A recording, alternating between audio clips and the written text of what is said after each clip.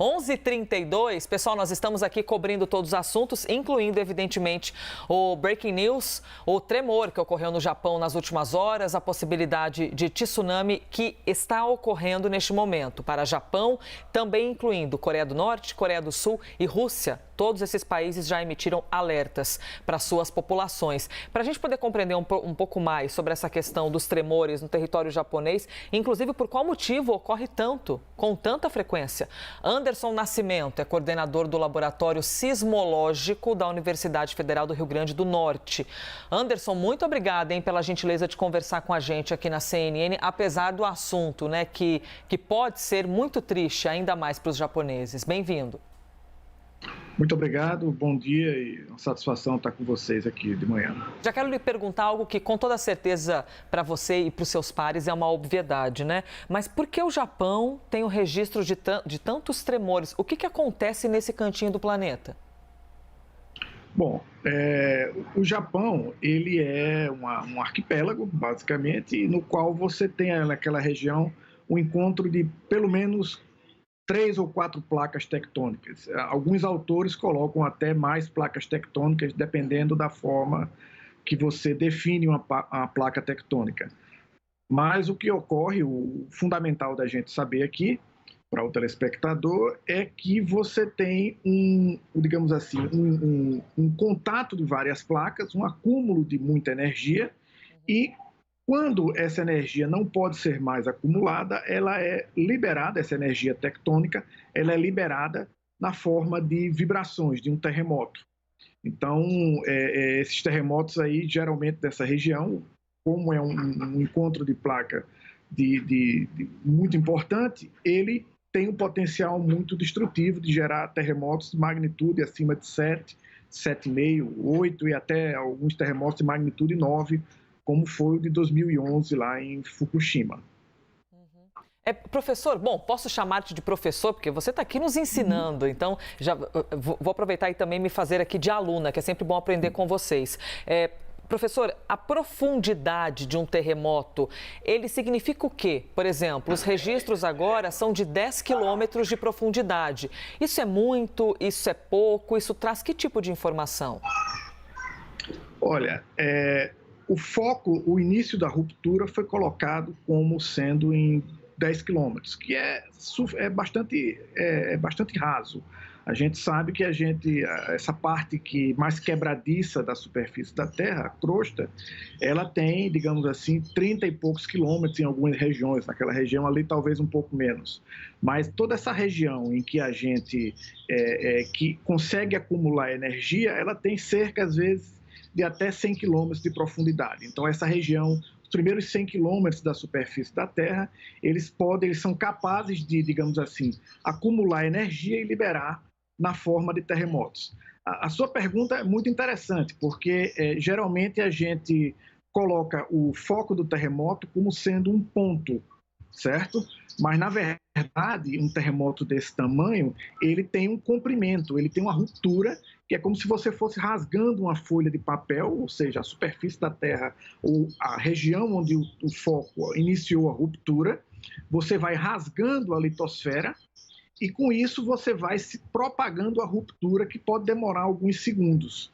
Então, não é uma coisa instantânea e também não é um fenômeno que acontece num único ponto isoladamente. No caso aí do Japão, você teve uma ruptura de centenas de quilômetros, tá certo? Que durou pelo menos 40, 45 segundos para elas, digamos assim, quebrar toda essa parte da crosta e liberar energia para a superfície e aí é quando as pessoas sentem e ocorre toda a destruição que a gente observa, né? E, professor, como que é calculado esse tempo de possibilidade?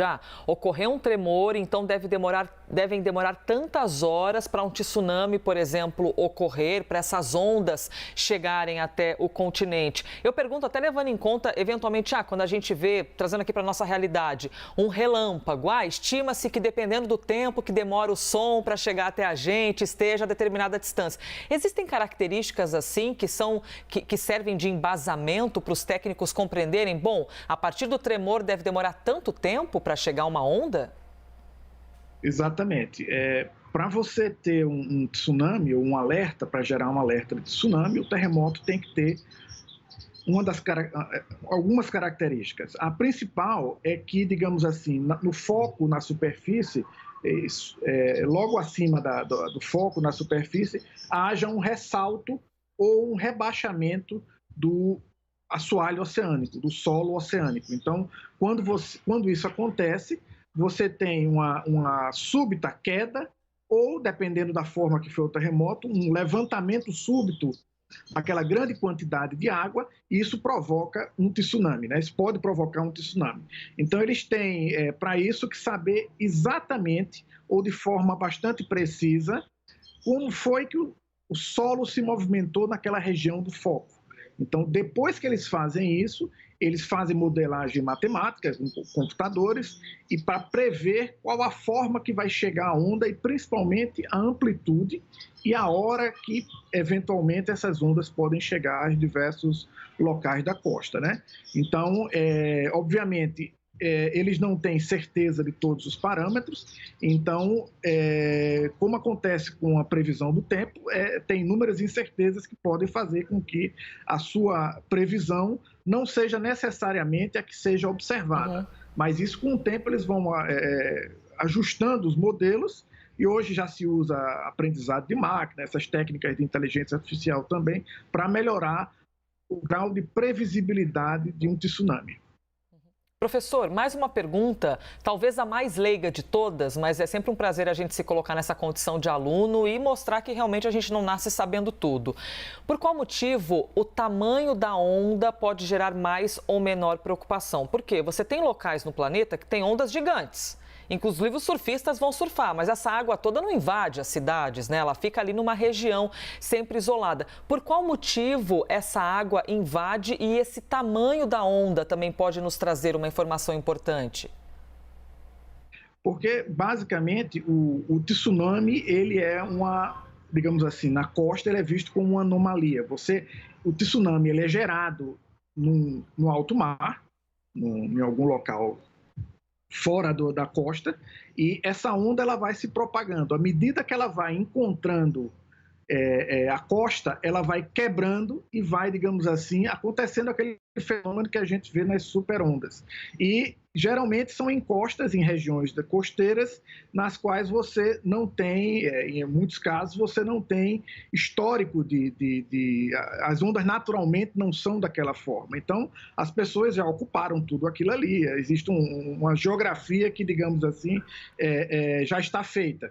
E quando você chega com essa anomalia, que é o tsunami, que na verdade é uma grande onda gigante que é gerada em alto mar, mas ela vai se propagando e quando chega perto da costa, ela quebra. Ele começa, digamos assim, na parte mais rasa da praia, ele quebra e gera aquelas ondas com grande energia e que invadem as regiões costeiras de vários lugares que estão propícios a esse tipo de fenômeno. Fantástica a sua explicação, professor. Ótimo poder compreender esses detalhes técnicos. O Japão, a gente pode dizer que é o país mais preparado em todo o planeta para enfrentar terremotos ou um dos mais preparados? É certamente um dos mais preparados. Eu diria até que quem vive no Japão, isso talvez esteja até no ethos da população, né? As pessoas, elas convivem com a ameaça constante de uma ameaça geológica, que são os terremotos. Então, eles não têm controle sobre isso. Assim, a gente não tem como controlar esses terremotos naturais. Assim, a gente sabe também, por outro lado, que os seres humanos até provocam terremotos, mas que não são, nesse caso aí, o que a gente está observando. Mas no caso do Japão, você tem uma ameaça geológica da qual você não tem controle, mas a parte que cabe ao ser humano de controlar a exposição dele a essa ameaça, que é chamada de risco, esse risco eles podem controlar com construções mais seguras, educação, ações de mitigação e de conscientização das ameaças sobre as quais uma determinada população vive, né? Então, isso é um trabalho de constante, obviamente, é um trabalho que vai desde questões de comunicação, educação, científico, etc. É um grande trabalho e é dessa forma que o país convive e nem por isso deixa de ser um país desenvolvido, né? Perfeito, ouvimos o Anderson Nascimento, coordenador do Laboratório Sismológico da Universidade Federal do Rio Grande do Norte. Muito obrigada pela gentileza. Nesse primeiro dia do ano, né, feriado para tanta gente, você abriu espaço na sua agenda para colaborar com as informações. Obrigada, professor. Eu que agradeço a oportunidade e tenham um feliz 2024. Bom dia. Muito obrigada. Para o senhor também, muito obrigada, de verdade.